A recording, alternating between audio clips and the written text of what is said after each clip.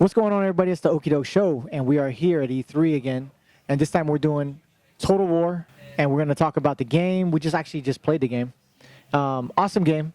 I'm a StarCraft player myself, so this type of setup of a game is kind of like up my alley, is what I like. First-person shooter, that's more him, like Call of Duty, stuff like that. But, I mean, I enjoyed it. I mean, if you can just take us a little bit through the history, because the history of the game, like we were talking about earlier, and just a little bit about what you guys put into this new game that's coming out and different from the first one. Okay, so Total War is a 17-year-old franchise. Literally today, actually, was the first Total War game 17 years ago with Shogun.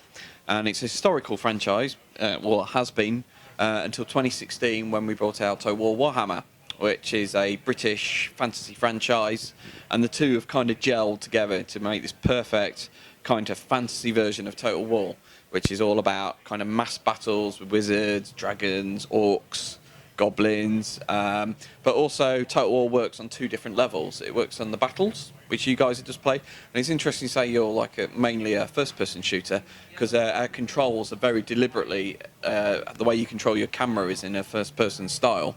It just so happens that you're controlling armies. And also, the second part of the system is kind of a campaign map. So it's a turn-based campaign. You're trying to take over the world effectively. And then when you kind of engage another army, you go into a real-time battle situation. I'll hand over to Mark, my colleague, he's a games designer. I'm the writer.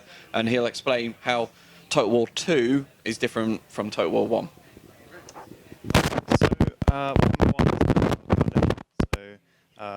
Similar to this game, 4 playable races in a big map, and this game is kind of building on top of that. So 4 brand new races, Lizardmen, High Elves, Dark Elves, and a 4th race that we'll announce soon, in a brand new map. So that's 4 new continents, and each race starts in one of those continents. So it's a whole new set of gameplay. You're going to get hundreds of hours out of this. You'll want to play as each race because each one plays completely differently. They all have their own set of features, and each one is kind of like its own game. Is there an option for different stories? Is there an option for game speed? Is there a way to speed up the game or slow the game down? Yeah, so the campaign is turn-based, so you kind of play as however fast you want. But in the battle, yeah, at the top right, there's an option for you can play it in slow motion or fast forward. So yeah, we have options for pretty much every control you could think of.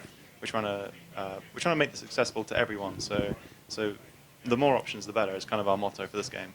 I also noticed that there's a lot of ways you can change your army's direction. You can kind of flank them.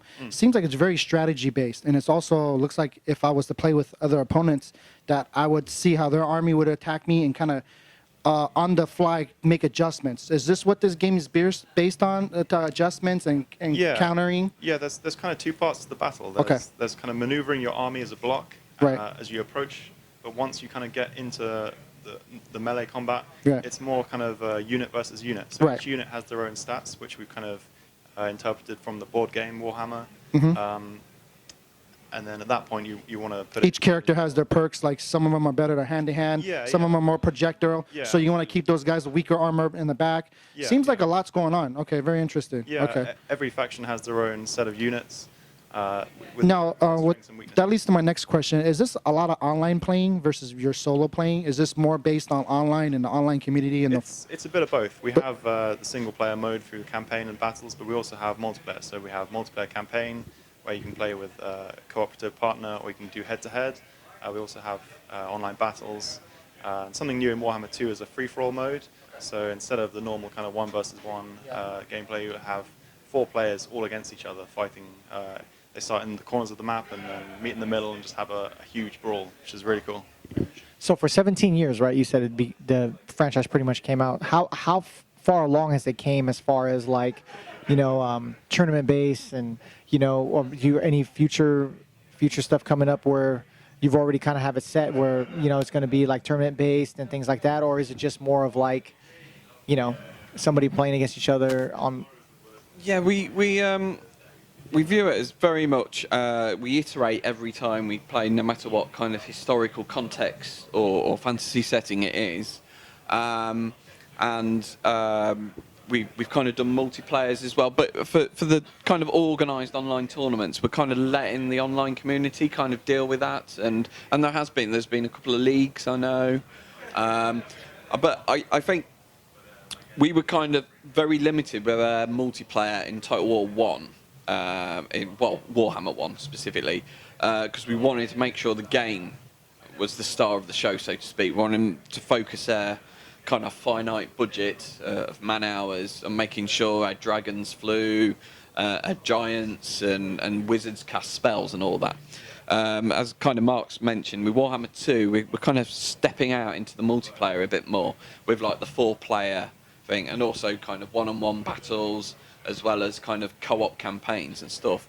And I mean, personally, I don't think you can force that. I think from what I kind of seen of kind of online games, it almost needs to grow organically, rather than kind of the publisher or the developer kind of forcing it. I mean, don't get me wrong, we should support that, and we will. But you know, I think the players should kind of drive that. As far as Warhammer 2 right now, is it available to the general public, or is there what's the storyboard behind that? Like, okay, releasing? well, I mean, it's still in development. Okay. We have a release date of September 28th. Okay. And so it's a standalone product. That's why it's a sequel. However, if you own Warhammer 1, after our first patch, the game will merge. If you own both, you'll get a big map. Basically, the two maps that you get into the two games stitched together into this massive new mega campaign map. And there, it's like, especially for Warhammer fans, there's the chance to effectively take over the whole world. And then when Warhammer 3 comes out, we'll reveal the final part of that map, and that will be like the biggest map Total War's ever done. So this is also backwards compatible with the older motion. It's not like one mode goes obsolete, the storyline continues throughout. Yeah, absolutely. Okay. It's compatible. In fact, what we're doing, sorry. In fact, what we're doing for stuff like where we make innovations, like dragons in Warhammer 2, they can breathe fire when they're flying.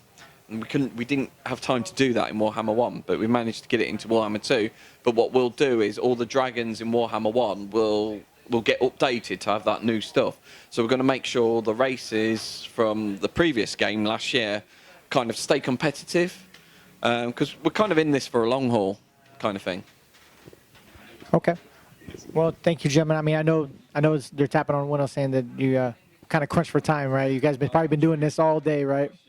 Yeah, sure. So as we go along, right, there's definitely going to be new characters you're going to consistently introduce. Now, is that patches that you're going to give out for free, or are you going to have to continuously purchase the new characters and they're coming out? For Warhammer 1, we released a lot of DLC, but a lot of free content with that. So Okay. every DLC we ship, we make sure we include some free content. There's also standalone patches that are completely free. So for Warhammer 1, we had a race pack, Bretonia, which was completely free. Okay. So yeah, we're going to be doing more of that. I think everyone's going to be happy by the time we finish with it. Right. Well, yeah, gentlemen, I mean, we thank you. I mean, it was kind of cool. You know, for me personally, like, again, I love playing games like StarCraft and things like that. So the setup and selecting armies and putting them together and running strategic type attacks, I enjoy that type of stuff. So, Yeah, it's good to hear. yeah, it was definitely. Yeah, and I love dinosaurs too. You know what I mean? So again, we thank you for your time, Mark and Andy, and then you know, hopefully we can talk to you guys in the future and see what's going on. Yeah, that'll be great. All Thanks a right. lot. Thanks, guys.